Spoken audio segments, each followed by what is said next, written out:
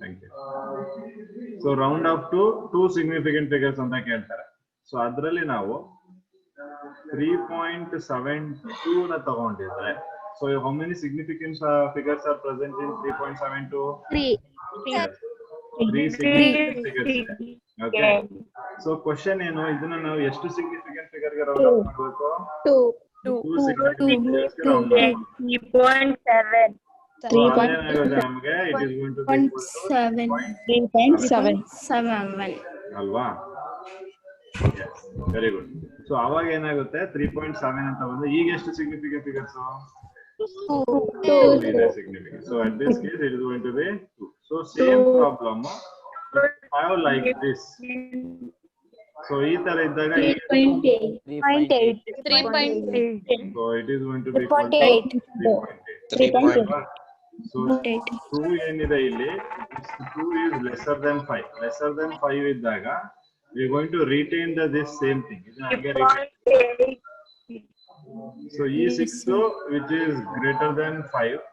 So aವಾಗ ಇದೇನಾಗುತ್ತೆ, next digit, ಇದು next digit ಗೆ, this will move to the next digit, that is 3.8. Clear ಆಗಿದೆ ಅಲ್ವಾ? Okay sir 3.75 ಇದ್ರೆ 3.75 ಇದ್ರೆ ಏನ್ ಮಾಡ್ತೀರಾ? 5 ಬಂದಾಗ 3.8 5 ಬಂದಾಗ below 5 okay above 5. So below 5 ಯಾವ್ದೆಲ್ಲ ಬರುತ್ತೆ ಅವಾಗ ಅದನ್ನೇ ರಿಟೈನ್ ಮಾಡಬೇಕು. above 5 and above ಬಂದ್ರೆ ನೀವು ಅದನ್ನ ನೆಕ್ಸ್ಟ್ ಮಾಡಬೇಕು ಅಲ್ವಾ?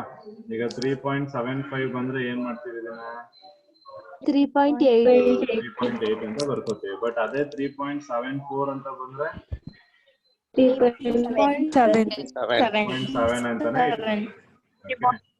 Yeah, so it has 3.7 only. Clear ಆಗಿದೆ ಅಲ್ವಾ? Yes sir. So if in case 3.65 ಬಂದ್ರೆ ಹೇಳಪ್ಪ, 3.65 ಬಂದ್ರೆ 3.7 ಆಗುತ್ತಾ? ಹೌದು ಹೌದು. ಈಗ ಇದನ್ನ ಎರಡು ಸಿಗ್ನಿಫಿಕೆಂಟ್ ಫಿಗರ್ಸ್ ಗೆ ರೌಂಡ್ ಆಫ್ ಮಾಡಿ, this is going to be equal to 3.7. Okay, for example, if I take 4.653 so 4.653 ಇತ್ತು. ಸೊ ಇದನ್ನ ನಾವು ಎರಡು ಸಿಗ್ನಿಫಿಕೆಂಟ್ ಫಿಗರ್ ಗೆ ರೌಂಡ್ ಆಫ್ ಮಾಡಿ ಅಂತ ಕೇಳಿದ್ದಾರೆ. 4.7 ಅವಾಗ ಅದೇನಾಗುತ್ತೆ 4.7. 3 ಗೆ ಮಾಡಿ ಅಂದ್ರೆ ಸರ್ ಯಾವ್ದಪ್ಪ? 3 ಗೆ 3 ಗೆ ಮಾಡಿ ಅಂದಾಗ ನೋಡಿ ಇಷ್ಟೇ ತಾನೇ ಬರ್ಬೇಕು. 4.65 ಯಾಕಂದ್ರೆ 3 ಗೊತ್ತಿದೆ ಅಲ್ವಾ, ಲೆಸ್ ಅಲ್ವಾ? ಸೊ ಅವಾಗ 3 ಸಿಗ್ನಿಫಿಕೆಂಟ್ ಮಾಡಿ ಅಂದ್ರೆ 4.65 ಬರುತ್ತೆ. ಏನಪ್ಪ 5 ಪ್ಲೇಸ್ ಅಲ್ಲಿ 4 ಇದ್ರೆ 4 ಹಾಕೋದಷ್ಟೇ ಅಲ್ಲ. 7 ಪ್ಲೇಸ್ ಅಲ್ಲಿ 3 ಪ್ಲೇಸ್ ಅಲ್ಲಿ 7 ಇದ್ದು 5 ಪ್ಲೇಸ್ ಅಲ್ಲಿ 4 ಇದ್ರೆ ಅದನ್ನ ನೀನು ಆ ಪ್ಲೇಸ್ ಈ ಪ್ಲೇಸ್ ಅನ್ನೋಕ್ಕಿಂತ ಒಂದು ನಂಬರ್ನ ಹೇಳ್ಬಿಟ್ರೆ ನನಗೆ ಮಾಡಕ್ಕೆ ಈಸಿ ಆಗುತ್ತೆ. ಸರ್ 4.6 ಎಸ್ 4 7 3 ಪ್ಲೇಸ್ ಮಾಡಬೇಕು. 3 ಸಿಗ್ನಿಫಿಕೆಂಟ್ ಫಿಗರ್ಸ್. ಸೊ ಈ 3 ಸಿಗ್ನಿಫಿಕೆಂಟ್ ಫಿಗರ್ಸ್ 4 ಏನಾಗುತ್ತೆ ಅಲ್ವಾ? So it is going to be equal to 4.65. 4.65 4 the next ಯಾವುದು? 5 ಈಗ ಬಂದು ನಿಂತ್ಕೊಳ್ಳಿ. 3 ಸಿಗ್ನಿಫಿಕೆಂಟ್ ಫಿಗರ್ಸ್ ಗಾದ್ರೆ ಇದು ಅರ್ಥ ಆಯ್ತಾ? ಸರ್ Okay, so other ರೀತಿ for example if I have like this, okay, so ಇವಾಗ ಏನ್ ಹೇಳ್ತಿದ್ದಾರೆ, ಇದರಲ್ಲಿ ನಾವು ಚೆಕ್ ಮಾಡ್ಬೇಕಾಗಿರೋದೇನು, 2 ಸಿಗ್ನಿಫಿಕೆಂಟ್ ಫಿಗರ್ಸ್ ಗೆ ಮಾಡ್ಬೇಕು. 3.8 ಅದೇ ರೀತಿ if I take this one, 2 significant figures, 3.7 ಇಲ್ಲೊಂದು ನಾವು ಹೊಸ ರೂಲ್ ನೆನ್ಪಿಟ್ಕೋಬೇಕು. ಓಕೆ, ಸೊ ಯಾವಾಗ ನಮ್ಗೆ 0 ಇರುತ್ತೆ. ಸೊ 0 ಇದ್ದಾಗ ನಾವು 2 ಸಿಗ್ನಿಫಿಕೆಂಟ್ ಫಿಗರ್ ಹೇಳ್ತೀರಾ 3 ಸಿಗ್ನಿಫಿಕೆಂಟ್ ಫಿಗರ್ಸ್ ಹೇಳ್ತೀರಾ ಅಂತ ನೋಡ್ಬೇಕು. ಓಕೆ, ಸೊ ಅದನ್ನ ನೋಡಿ ಈಗ ಇಲ್ಲಿ ನಮ್ಗೆ ಈಗ 2 ಸಿಗ್ನಿಫಿಕೆಂಟ್ ಫಿಗರ್ಸ್ ಅಂದಾಗ ಈ 7 ನೋಡ್ಬೇಕು. 7 ಆಡ್ ಆರ್ ಈವನ್ ನೋಡ್ಬೇಕು. ಸೊ 7 ಆಡ್ ಆಗಿರೋದ್ರಿಂದ ಏನಾಗುತ್ತೆ, ಇದು ಇನ್ಕ್ರೀಸ್ ಆಗುತ್ತೆ.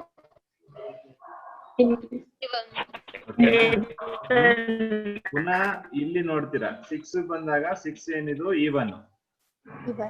ಓಕೆ, ಸೊ ಈವನ್ ಇದ್ದಾಗ ಅದನ್ನ ಸೇಮ್ ಅದನ್ನೇ ಬರ್ಕೊತೀವಿ. 3 points. This is only when you have what? Zero. Zero ಬಂದಾಗ ಮಾತ್ರ ಅಲ್ವಾ? ಹಾ, 0 ಬಂದಾಗ ಮಾತ್ರ ಈ ಕೇಸ್ ಫಾಲೋ ಮಾಡ್ಬೇಕು. ಅರ್ಥ ಆಗ್ತಿದ್ಯಾ? 0 ಇಲ್ಲ ಅಂದ್ರೆ ನೀವು ಇದೇ ಕೇಸ್ ಎಬವ್ ಹೇಳಿದ್ರೆ ಎಲ್ಲ ಕೇಸ್ ಅದನ್ನೇ. But when you have 0 only, at that case you have to follow odd and even rule. Okay, odd ಇದ್ರೆ ಏನಾಗುತ್ತೆ? Increase ಆಗುತ್ತೆ. Even ಇದ್ರೆ it will remain the same. Same. Okay, it will remain the same. Sir, ಇನ್ನೊಂದು problem 4.696 ಎಷ್ಟು number ಇದೆ? 4.596. 596 4.596 ಆಯ್ತು. ಈಗ ಎಷ್ಟಕ್ಕೆ 3 ಇದನ್ನ ನಾವು significant zero 3 significant figures 3 significant figures yes ಅನ್ನ ಹಾ. ಸೊ ಈಗ ಎಷ್ಟು ನೋಡಿ 4.596 ಇದೆ ಅಂದ್ರೆ ಈಗ ನಮ್ಗೆ ಈ 9 ಏನಾಗುತ್ತೆ ನೆಕ್ಸ್ಟ್ ಝೋನು 10 ಹೋಗ್ಬೇಕಲ್ವಾ? ಅಂದ್ರೆ ಇದು ಕಂಪ್ಲೀಟ್ ಏನಾಗುತ್ತೆ ನಮ್ಗೆ ನೆಕ್ಸ್ಟ್ ಹೋಗ್ಲೇಬೇಕಿದು. ಯಾಕೆಂದ್ರೆ ನೀವು ಇದನ್ನ 4.510 ಅಂತ ಬರೆಯಕ್ಕಾಗಲ್ಲ ಅಲ್ವಾ? 4.510 ಅಂತ ಬರೆಯಕ್ಕಾಗಲ್ಲ. ಸೊ ಅಂದ್ರೆ ಈಗ ನೆಕ್ಸ್ಟ್ ನೀವು ಇದಕ್ಕೆ 9 ನೀವು 1 ಆಡ್ ಮಾಡ್ತಿದೀವಿ ಅಂತ ಅರ್ಥ, ಹೌದಲ್ವಾ? 9ಗೆ 1 ಆಡ್ ಮಾಡ್ತಿದೀವಿ ಅಂತ ಅರ್ಥ. ಸೊ 9 1 ಆಡ್ ಮಾಡಿದಾಗ 10 ಆಗುತ್ತೆ. 10 ಅಂದಾಗ ಇಲ್ಲಿ 0 ಇಲ್ಲಿ 1 ಹೋಗುತ್ತೆ, ರೈಟ್? ಸೊ ಅವಾಗ ನಮ್ಗೆ 4.60 ಬರುತ್ತೆ. ಸೊ ಇದು 2 ಸಿಗ್ನಿಫಿಕೆಂಟ್ ಫಿಗರ್ಸ್ ಗೆ ಮಾಡ್ತೀವಿ. 3 significant figures 3 significant figures. So ಇನ್ನೇನ್ ಡೌಟ್ಸ್ ಇದೆ ನೋಡಿ?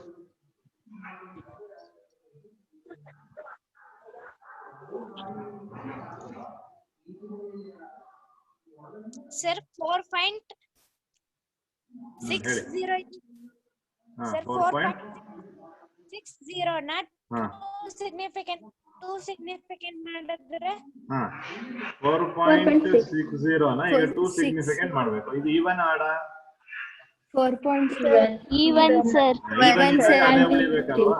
Same sir. ಅಷ್ಟೇ ಉಳ್ಕೊಳ್ಳುತ್ತೆ. 4.6 ಅಷ್ಟೇ ಉಳ್ಕೊಳ್ಳುತ್ತೆ.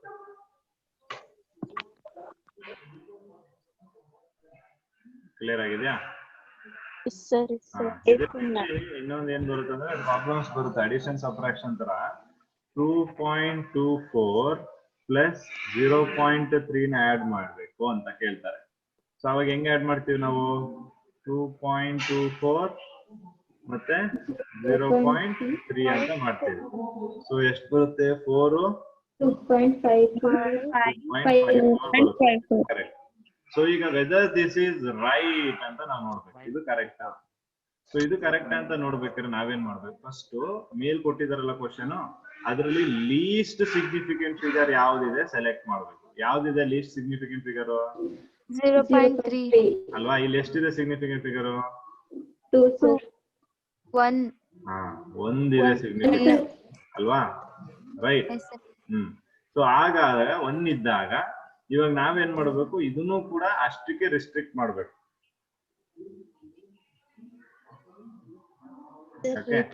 ಅಂದ್ರೆ ಇಲ್ಲಿ ಹೇಳ್ತೀನಿ.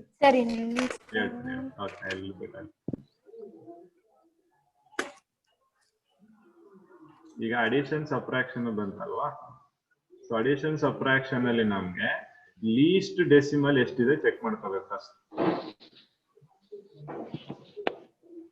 ಸೊ ಲೀಸ್ಟ್ ಇದು ರೂಲ್ ಏನಿದೆ ಅಂದ್ರೆ, I will write the rule. The result of addition and subtraction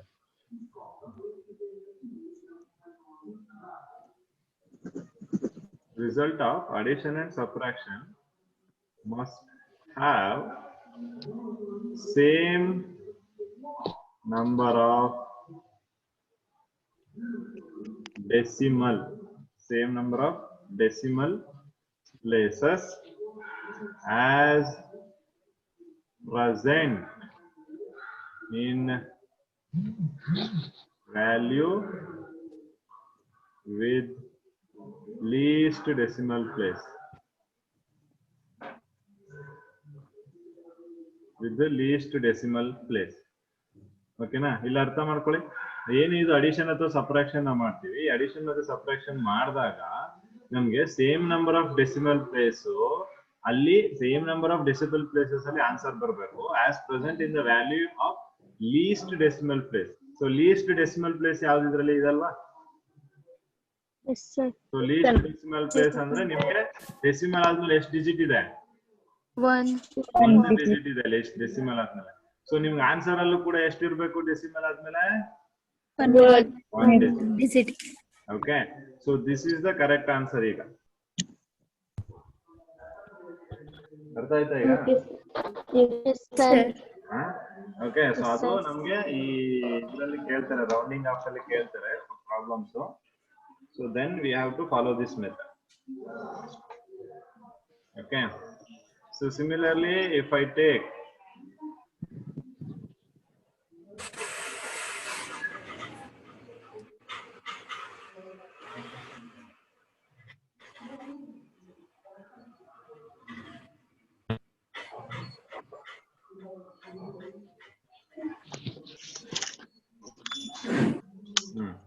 so ಇಲ್ಲಿ ನೀವು ಆನ್ಸರ್ ಹೇಳ್ಬೇಕೀಗ.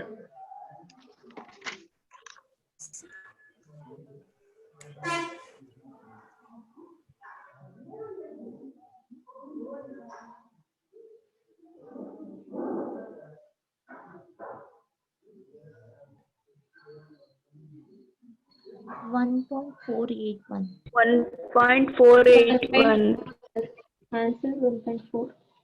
ಆನ್ಸರ್ ಬೇಕು ನಿಮ್ಗೆ. 1.481.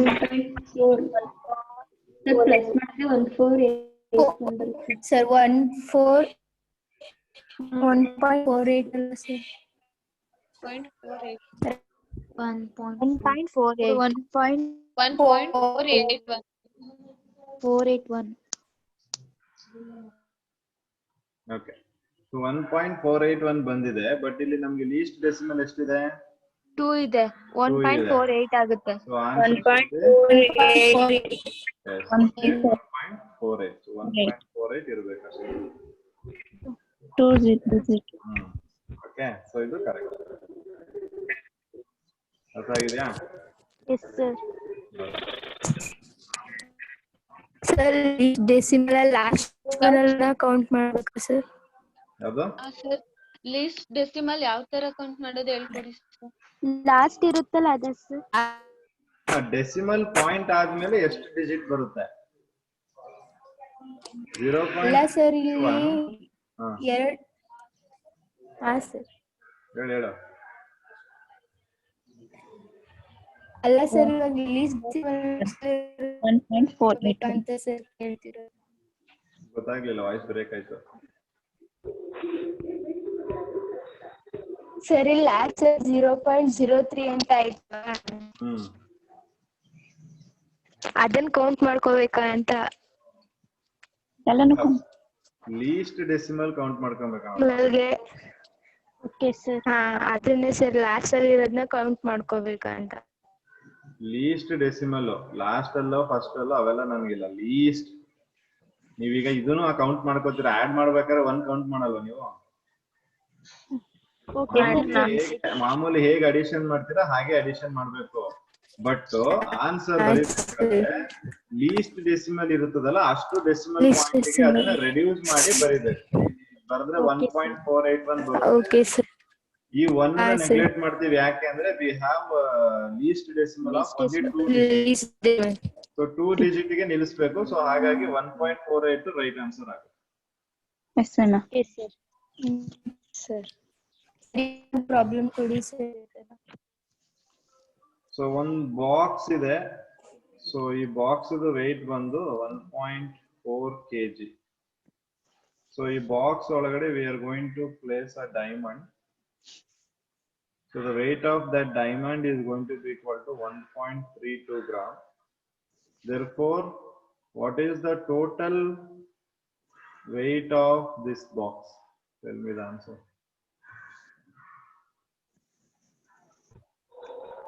2.7. 2.7. 2.7. Unit ena.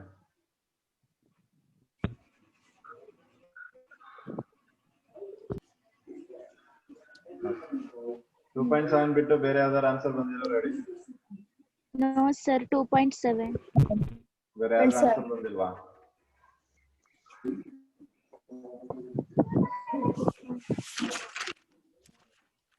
ಬೇರೆ ಆನ್ಸರ್ ಬಂದಿಲ್ವಾ? 2.7. sir. ಸರ್ 2.72 ಬಂದಿರೋದು. ಓಕೆ. Sir, 8 ಇಲ್ಲ. 8 ಇಲ್ಲ, ಬರೀ 2.72. 8 ಇಲ್ಲ, 2.72 ಬಂದೈತೆ. ಸರ್ ಅಲ್ಲಿ ಯೂನಿಟ್ ಸ್ಟ್ರೆಂತ್ ಇದೆ ಅಲ್ವಾ ಸರ್? 141.3 grams. ಹೇಳಪ್ಪ. 141.3 grams.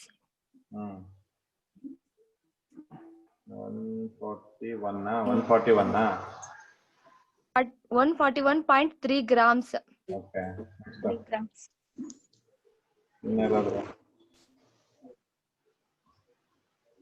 ಸೊ ಯಾರು ಈ ಆನ್ಸರ್ ಹೇಳಿದ್ರು ಅದು ವೆರಿ ಕ್ವೈಟ್ ನಿಯರ್. ಬಟ್ ಇಲ್ಲಿ ನಾವು ಮೇನ್ ಆಗಿ ಕಾನ್ಸಂಟ್ರೇಟ್ ಮಾಡಬೇಕಾಗಿರೋದು on the units what we have here. 1 kg ಇದ್ದು 1 ಗ್ರಾಮಲ್ಲಿ ಇದ್ದಾಗ ಅದನ್ನ ಅಡಿಷನ್ ಮಾಡಕ್ ಆಗಲ್ಲ ನಾವು. ಎರಡೂ ಕೂಡ ಸೇಮ್ ಯೂನಿಟ್ ಅಲ್ಲಿ ಇರಬೇಕು ನಮ್ಗೆ. ಸೇಮ್ ಯೂನಿಟ್ ಅಲ್ಲಿ ಇದ್ರೆ ಮಾತ್ರ ನೀವು ಆವಾಗ ಅದನ್ನ ಅಡಿಷನ್ ಮಾಡಬಹುದು. ಸೇಮ್ ಯೂನಿಟ್ ಅಲ್ಲಿ ಇಲ್ಲ ಅಂದ್ರೆ you cannot add that one. So these two is not good, right? So ಹಾಗಾಗಿ 1.4 kg ಇದೆ. 1.32 I am going to convert to the kg. So 1.32 ನ kg ಕನ್ವರ್ಟ್ ಮಾಡೋದು ಎಷ್ಟಾಗುತ್ತೆ?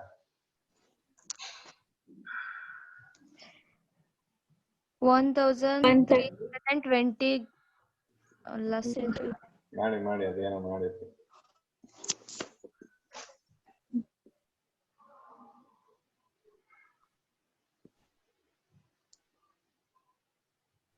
.0132 kg. So 0.00132 kg. ಸೊ ಇಲ್ಲೂ ಕೂಡ 1.4 kg. ಸೊ ಈಗ ನಮಗೆ answer ಎಷ್ಟು ಬರುತ್ತೆ? 23104.1, right? kgs. So least decimal point ಎಷ್ಟಿದೆ? ಒಂದೇ ಇದೆ. So if I reduce this one, the answer is going to be equal to 1.4 kg. ಇದನ್ನ ಇನ್ನೊಂದ್ಸಲ ಹೇಳ್ಕೊಡಿ. ಅದರಲ್ಲಿ ಏನ್ ಅರ್ಥ ಆಗಿಲ್ಲ ಕೇಳಿ. ಯಾವ ಪಾರ್ಟ್ ಅರ್ಥ ಆಗಿಲ್ಲ? ಕೆಜಿ ಕನ್ವರ್ಟ್ ಮಾಡೋದು ಗೊತ್ತಾಗಿಲ್ವಾ? ಓಕೆ, ಸರಿಯಪ್ಪ. ಈಗ ನೋಡೋಣ ಇಲ್ಲಿ.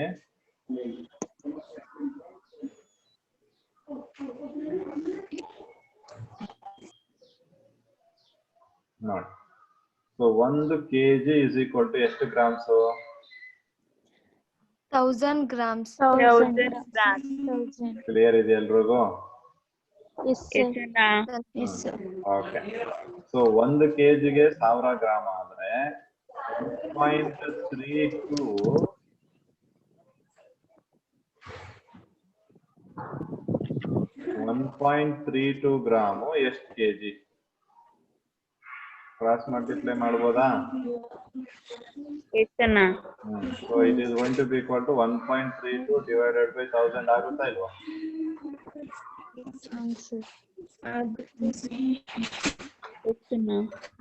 ಆಯ್ತಾ?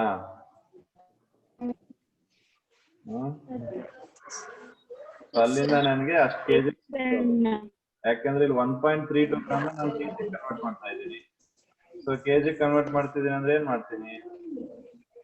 ಡಿವೈಡ್ ಬೈ 1000 ಅಲ್ವಾ? ಗ್ರಾಮ್ ಇಂದ ಕೆಜಿಗೆ ಹೋಗ್ಬೇಕಾದ್ರೆ ನೀವೇನ್ ಮಾಡ್ತೀರಾ? ಡಿವೈಡ್ ಮಾಡ್ತೀರಾ. ಕೆಜಿ ಇಂದ ಗ್ರಾಮಿಗೆ ಬರ್ಬೇಕಾದ್ರೆ ಏನ್ ಮಾಡ್ತೀರಾ?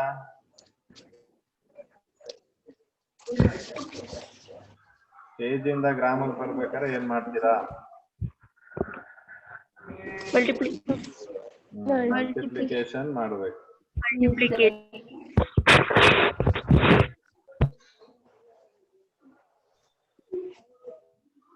Okay, so that is the conversion. So adu rounding off ಮಾಡ್ಕೊಳ್ಳೋದಕ್ಕೆ.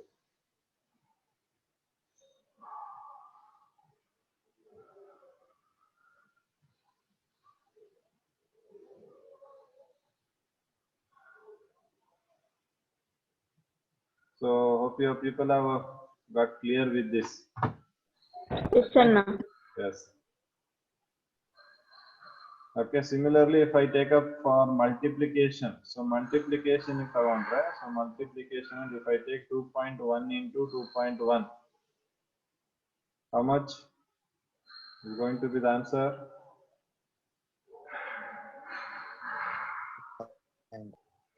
4.1 ಬರುತ್ತೆ. ಡೆಸಿಮಲ್ ನೋಡ್ಕೊಳ್ಳಿ, ಒಂದು digit. 4.4 is the right answer. Clear? Yes, sir. 0.90 divided by 4.26 gives 0.21126. How much?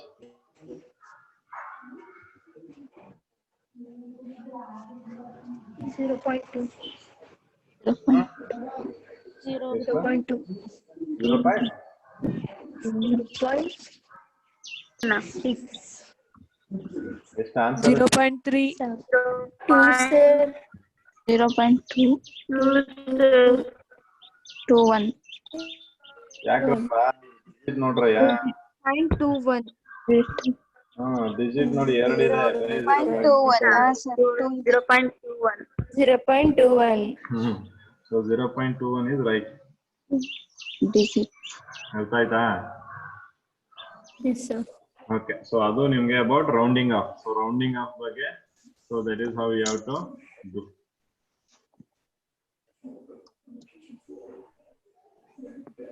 So next ನಮ್ಗೆ ಏನು accuracy ಮತ್ತೆ precision ಇತ್ತು. So accuracy ಅಂತ ಏನ್ ಹೇಳಿದ್ದೆ ನಾನು? How close is your value for the or closeness of or agreement of particular value with the true value. Okay, ಎಷ್ಟು close ಆಗಿ ನಮ್ಗೆ ಟ್ರೂ ವ್ಯಾಲ್ಯೂಗೆ ಇದೆ ಅನ್ನೋದು accuracy. Precision ಅಂದ್ರೆ ಏನ್ ಹೇಳಿದ್ವಿ? Closeness of various measurements. So same quantity ನ ತಗೊಂಡು various measurement ಮಾಡಿದ್ರೆ ಅದನ್ನ ನಾವೇನಂತ ಕರಿತೀವಿ? Precision ಅಂತ ಕರಿತೀವಿ.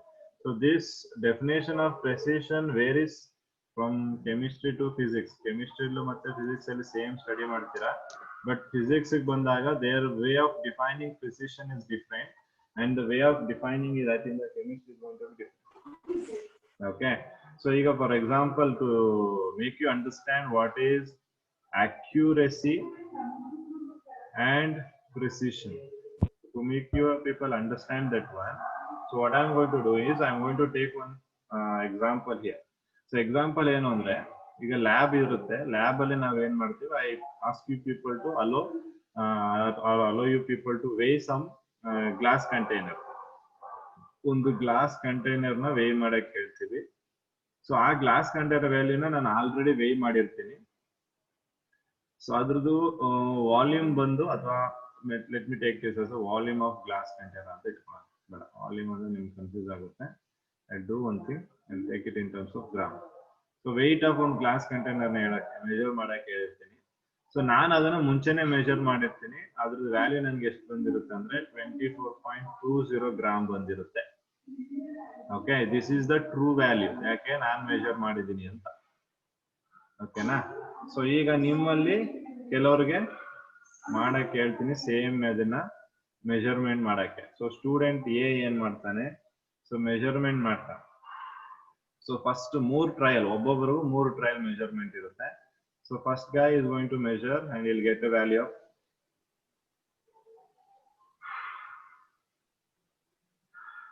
okay. ಸೊ ಈ ಸೆಟ್ ಆಫ್ ವ್ಯಾಲ್ಯೂಸ್ ಬರುತ್ತೆ first student. And student B gets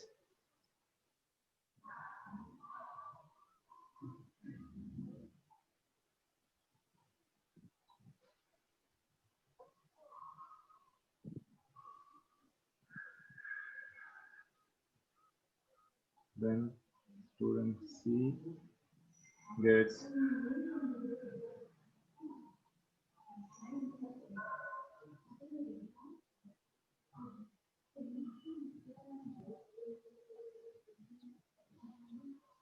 then student D gets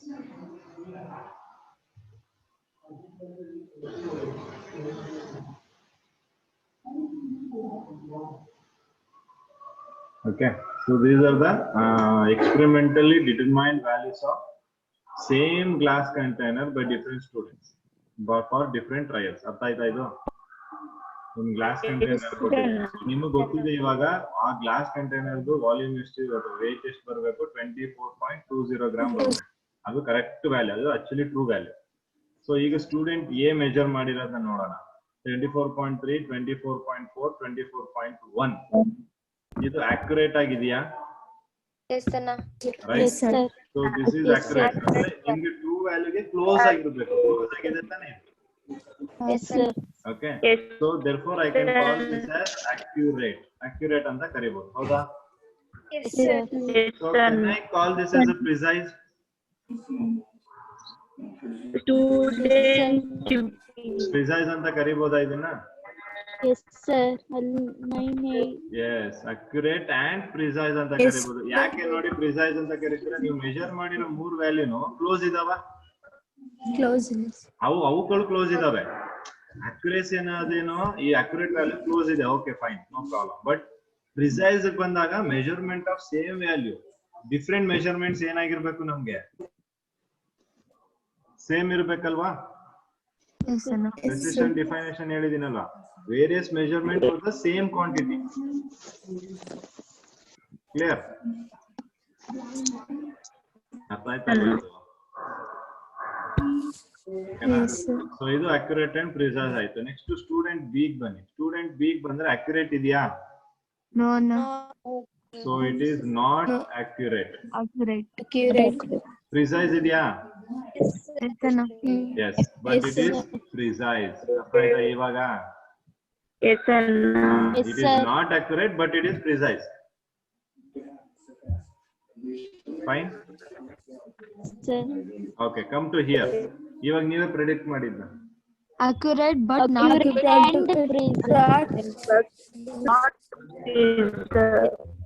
accurate ಇದೆಯಾ? Not ವ್ಯಾಲ್ಯೂನ ಅಬ್ಸರ್ವ್ ಮಾಡಿ ನೋಡಿ. ಇದು ನಾಟ್ ಅಕ್ಯುರೇಟ್. ಪ್ರಿಸೈಸ್ ಇದೆಯಾ? Yes sir. ಪ್ರಿಸೈಸ್ ಅಂದಾಗ ಅಬ್ಸರ್ವ್ ಮಾಡಪ್ಪ, ಡಿಫರೆನ್ಸ್ ಅಬ್ಸರ್ವ್ ನೋಡು, ಎಷ್ಟು ಡಿಫರೆನ್ಸ್ ಇದೆ. Sir, not accurate, not precise. Not accurate, not precise. Not accurate and not precise. ಹೌದಾ? Sir, first value and third value are accurate alwa sir? ಯಾವ್ದಾವ್ದಪ್ಪ? ಹೌದು. ಈಗ ನಮ್ಗೆ ಈ ಮೂರು ಮೆಜರ್ಮೆಂಟ್ ತಗೊಳ್ಳೇಬೇಕಲ್ಲ ನೀನು. ಮತ್ ಮೂರು ಟ್ರಯಲ್ ಏನಕ್ಕೆ ಮಾಡಿದ್ವಿ ನಾವು? ನೋಡಿ, ಈಗ ಇಲ್ಲ ಅಬ್ಸರ್ವ್ ಮಾಡು ಮೂರು ಟ್ರಯಲ್ ವ್ಯಾಲ್ಯೂಸ್, ಇಲ್ಲ ಅಬ್ಸರ್ವ್ ಮಾಡು ಮೂರು ಟ್ರಯಲ್ ವ್ಯಾಲ್ಯೂಸ್ ಹೇಗಿದಾವೆ ಅಲ್ವಾ? ವೆರಿ ಕ್ಲೋಸ್ ಇರ್ಬೇಕು ನಮ್ಗೆ. ಎಷ್ಟು ಕ್ಲೋಸ್ ಇರುತ್ತೋ ಅಷ್ಟು ಒಳ್ಳೇದು. ಇಷ್ಟು ಡಿಫ್ರೆನ್ಸ್ ಎಲ್ಲ ಆಗಲ್ಲ. ಈಗ 24.3 ಇದೆ, ನೆಕ್ಸ್ಟ್ ಎಷ್ಟಕ್ಕೆ ಹೋಗಿದೆ ನೋಡೋದು. So that is why it is going to be not accurate and not precise. Precise ಆಗೋದಿಲ್ಲ, ಅಕ್ಯುರೇಟ್ ಆಗೋದಿಲ್ಲ. ಸರಿನಾ? ಅರ್ಥ ಆಯ್ತಾ ಇಲ್ವಾ? ಇದು ನಾಟ್ ಅಕ್ಯುರೇಟ್ and precise. ಎರಡು ಇದೆಯಾ? ಇದು ಅಕ್ಯುರೇಟ್ ಆಗಿದ್ಯಾ? No sir. ಓಕೆ. ಇದು ಪ್ರಿಸೈಸ್ ಹೌದಾ? ನಾಟ್ ಪ್ರಿಸೈಸ್ ತಾನೆ? Yes sir. ಓಕೆ. ಬಟ್ ಈಗ ಇಲ್ಲೊಂದು ಸ್ಮಾಲ್ ಒಂದು ನಾವು ಚೇಂಜಸ್ ಮಾಡಬೇಕು. ಈಗ 24.5 plus 24.1 plus 23.9. How much you will get? And divide that by 3. ಎಷ್ಟು ಬರುತ್ತೆ ನೋಡಿ.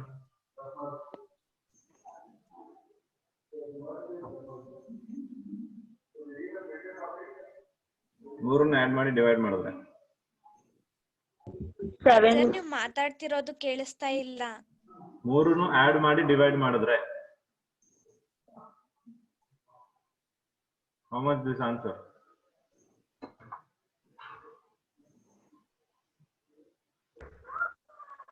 $24.1. 24.1. ಈ 24.1 ವ್ಯಾಲ್ಯೂ ಬಂದಿದೆಯಲ್ಲ, is it accurate?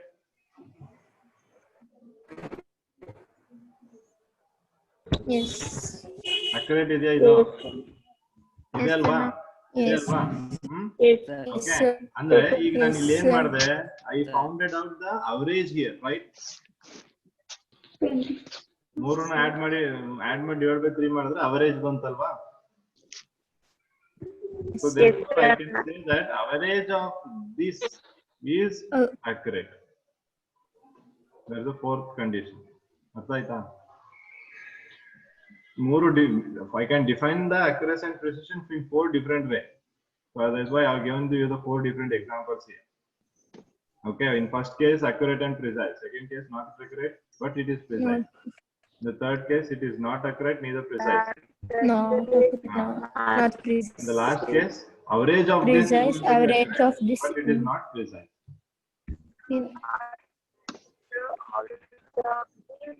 Accurate. Okay, did you understood that? Yes, sir. Okay, so that is about accuracy and precision. So illige I hope you people have got understood with this accuracy and precision. ಅರ್ಥ ಆಗಿದೆ ಎಲ್ರಿಗೂ?